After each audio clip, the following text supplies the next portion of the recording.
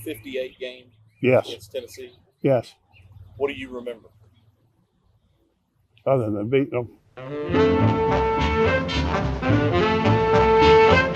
We dominated that game. But what is important, I think, if you talk to anybody on that team that played, we should have beaten them the year before.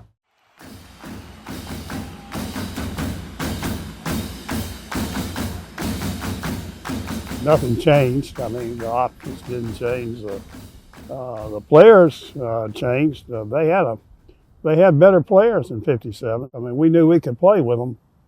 And as John Green would say, he said we should have beaten them. Johnny Green came out of West Point, Mississippi, the quarterback. I knew Johnny very well. He had an exceptional talent. Well, Johnny Green, the player, and Johnny Green, the man, was just the same. I was fortunate enough to he was my big brother in fraternity at Kappa Sig, and he was an All-American quarterback, and he was an outstanding leader, just outstanding leader. And he was great actually with throwing the football. He had a great arm. He was just an outstanding quarterback. Went on to be the #1 draft choice by the Kansas City Chiefs. Tennessee had a wonderful football tradition by that time and was kind of at the forefront of what college football had been ever since probably World War II or before. And so they were still running the single wing. And it was like they wouldn't even talk about any kind of other offensive formation at Tennessee. Nobody thought we could win the game. No pressure there. That we were wide open. We could do anything we wanted, loosen up and run stuff that was unorthodox maybe, or take a chance on some things. Monday practice before the Tennessee game, that wasn't a toilet bowl necessarily. That was a scrimmage with the varsity. Absolutely. And I mean, that was brutal. The game plan, there had to be for Johnny Green throwing to Jim Tucker and Harold Wilkes.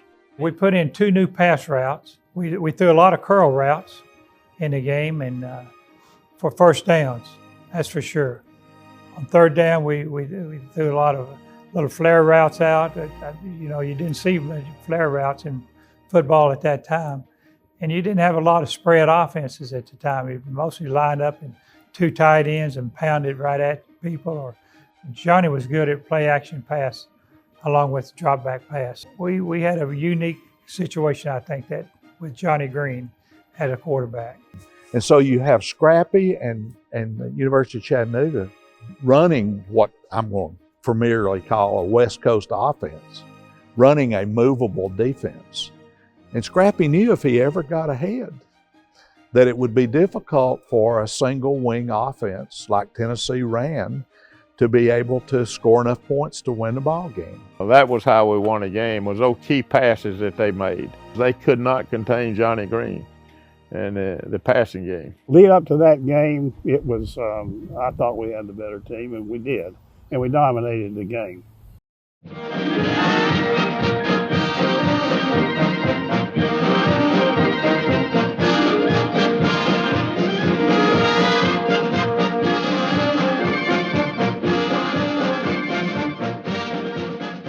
We went into the game thinking we were going to win and knowing we could win. Normally you beat yourself in a lot of ball games, and that's one thing. We didn't turn the ball over in the game, and we had a couple of turnovers by Tennessee that made a difference.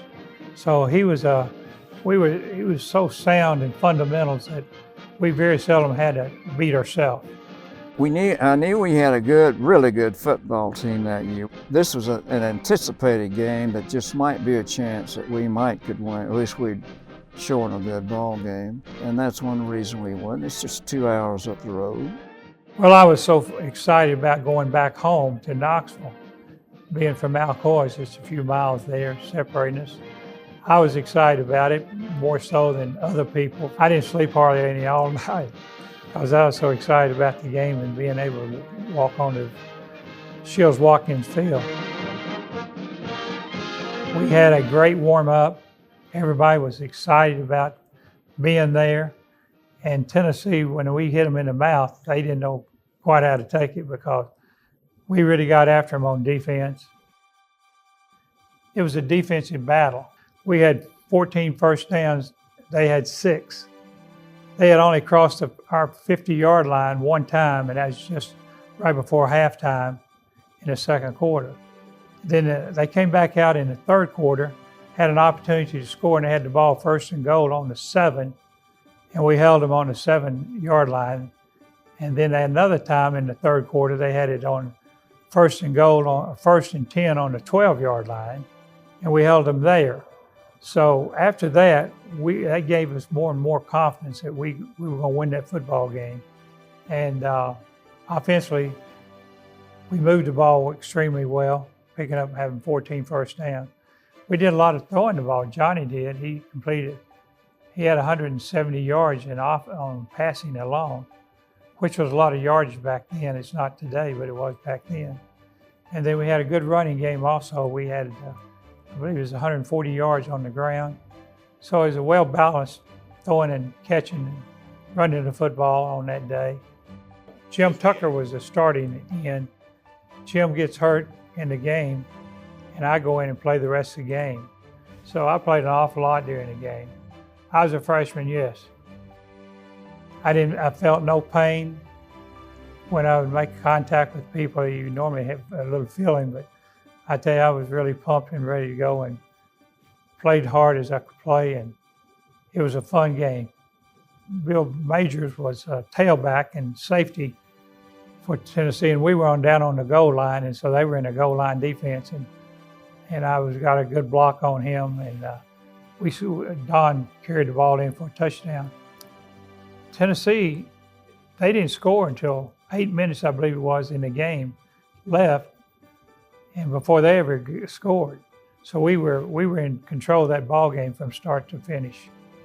They scored late on a flare pass, and we blocked the extra point at insult to injury.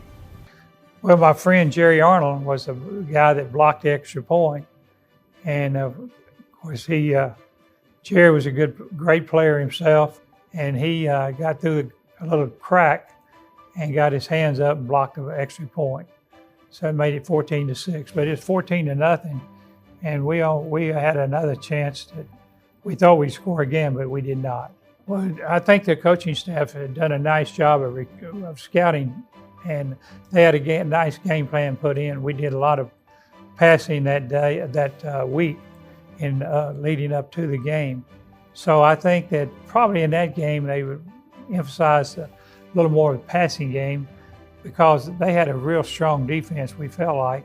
But we handled our defensive fronts pretty well. And I never will forget Coach Moore huddled us up and said, boys, he says, we didn't come just to play the game. We came to win. We're going to win this game. You'd have to be there to be able to understand it and appreciate it. Football is a little bit different than most sports. The fact that you're always hitting and knocking and pounding on people, and you become to be a dear brother to that guy that's playing beside you or is on your team, and you know what they go through, and it's a special bond that football players have. And we all had that sense of happiness and appreciation for what had just happened to each of our teammates. Obviously, Tennessee was not at the realm of where they should have been at that time. They were struggling a little bit, coming off 56 when they had a really outstanding team with Johnny Majors. They were rebuilding. It was certainly something that no one expected, that Chattanooga would win that game. But they played very well, and that was a solid Chattanooga team. They made the opportunities and certainly won the game 14-6. Tennessee did throw an interception late in the end zone and then just scored late, but yet Chattanooga certainly had the upper hand through most of the game. You know, it's hard to describe. That's been 63 years ago, but when you're a fan of a team that gets beat all the time by the big boys, it was something else. It really was. And then they had a riot. I didn't know there was a riot until we got back to Chattanooga the next day, and I read it in the paper. All of a sudden, the game was over, and one stand came down and met the other stand in the middle of the field. It was unreal. They poured on that field just like molasses on pancakes. There was no stopping it. My eyes as a 20-year-old, it wasn't a riot. It was a bunch of young college kids down there out of their minds, some of them too much to drink probably, but their team had won. And it was an unexpected win. I wanted to go down to the field, but we didn't. And I guess I'm glad of that. Maybe I'm not glad of it. The fans who came from Chattanooga wanted to take the goalpost.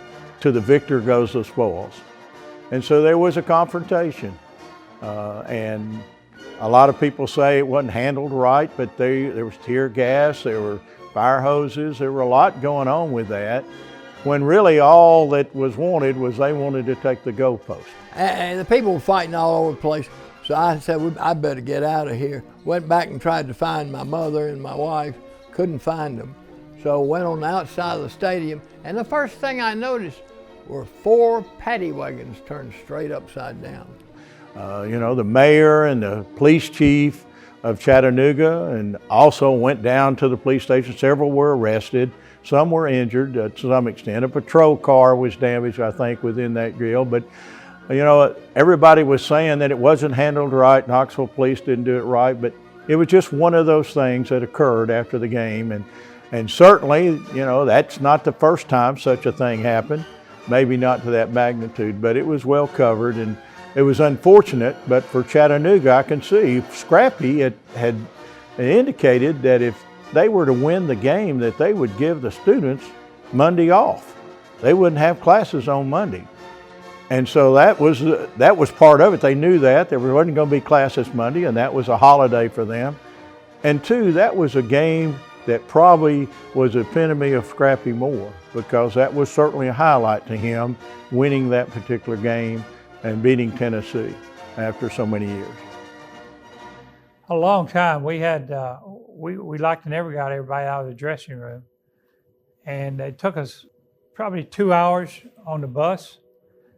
We had a lot of escorting on the way home, way of media, way of fans, and way of policemen.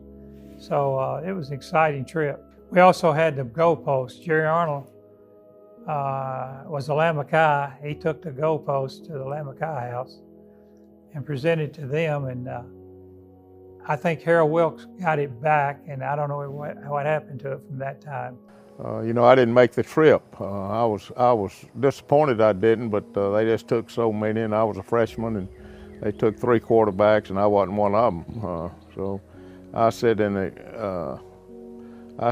the dormitory, but I can still remember at 1 o'clock in the morning when that big Greyhound bus pulled up and they opened the bottom, and that big silver goalpost came out from underneath the bus that they had brought back from Tennessee.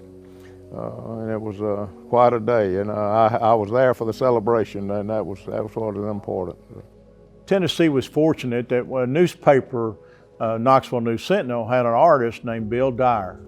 And Bill Dyer, through the years, would cartoonize kind of a way of the game that was played. And as he would do it, he would have characters that he would draw. He was a tremendous cartoonist, but he would outline the many things that went into the game. He did that for a number of years, and certainly, as we have this one right here, the 1958 Tennessee Chattanooga, one of the staring headlines on it was, "It couldn't happen, but diagram shows that it did."